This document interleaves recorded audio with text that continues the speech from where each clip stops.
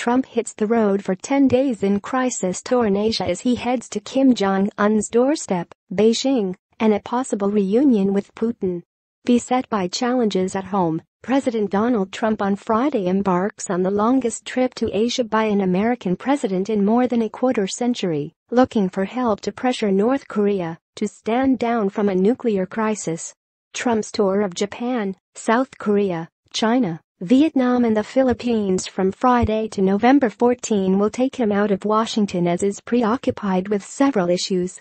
These include an intensifying federal investigation into Russian meddling in last year's election, New York's recovery from an attack that killed 8 people in debate over a tax cut plan that, if approved by Congress, would be his first major legislative victory. The last time a U.S. president was in Asia for so long was in late 1991 and early 1992, when President George H.W. Bush became ill at a Japanese state dinner.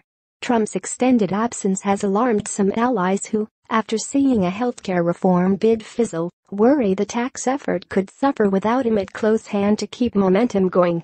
It is too long a trip and will only further hurt his most important priority, which is getting his legislative agenda through Congress, said an outside advisor to Trump, who spoke on condition of anonymity. Going to Asia doesn't do anything to advance his tax cuts agenda or to help him in his re-election efforts.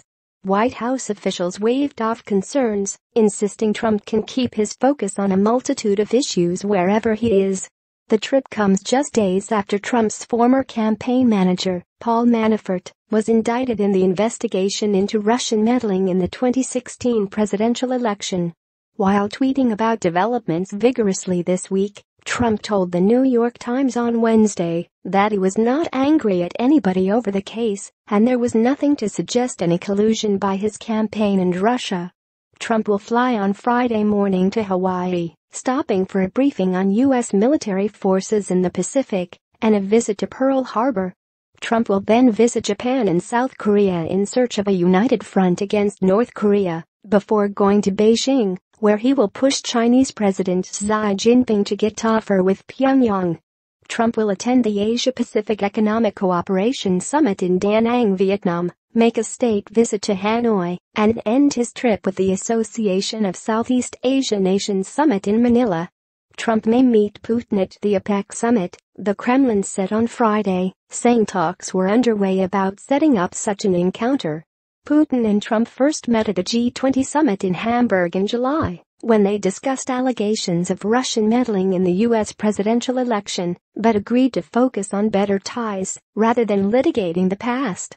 Relations between Moscow and Washington have soured further since, however. Trump in August grudgingly signed off on new sanctions against Russia, a move Moscow said ended hopes for better ties. Putin, dismayed by the sanctions, ordered Washington to more than have its embassy and consular staff in Russia. But when asked if Putin and Trump might meet at the summit taking place next week in Vietnam, Kremlin spokesman Dmitry Peskov said Moscow did not rule out such a meeting. The meeting, is indeed being discussed, Peskov told reporters on a conference call. It's hard to overestimate the importance and significance for all international matters of any contact between the presidents of Russia and the United States, said Peskov.